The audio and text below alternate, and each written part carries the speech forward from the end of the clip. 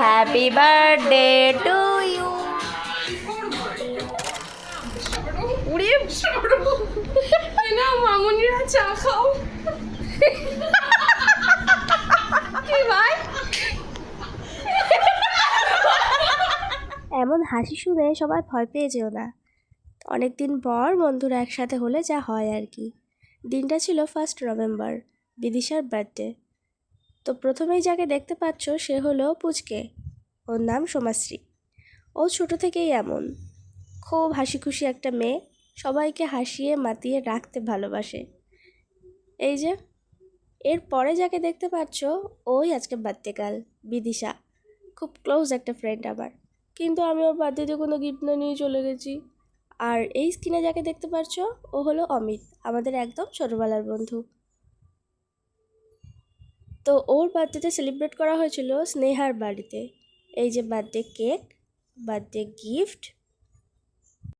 দিকে তাকিয়ে আমি ভেবেছিলাম কিছু একটা হবে, কিন্তু তাই বলে যে তোমরা শুনেই নিলে ও এই সারপ্রাইজটা পেয়ে অমিতকে কি বলছে। আর এই যে সোমাশ্রী, যার কোনো আনন্দের শেষই নেই, বার্থডেটা বিদিশার হলেও ওর আনন্দের শেষ নেই। আর আমি তুলছিলাম সবার সুন্দর সুন্দর ছবি। তো এখন কেকটা খাওয়ানোর পরেই চলবে ফটো সেশন।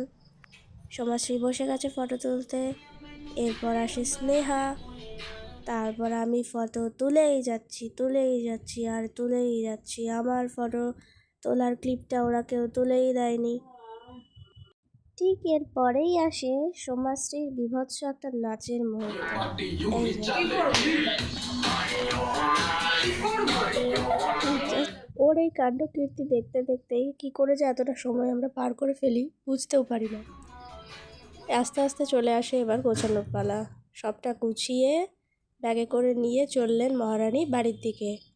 এই যে বন্ধু চললো বাড়িতে। এবার আমরা সকলে ওদের বাড়ির থেকে রওনা দেওয়ার উদ্দেশ্যে বেরিয়ে পড়েছি। আর আমি যে ফার্স্ট টাইম ভয়েস ওভার দিয়ে ভিডিও করছি, তোমরা অবশ্যই জানিও কেমন লাগলো।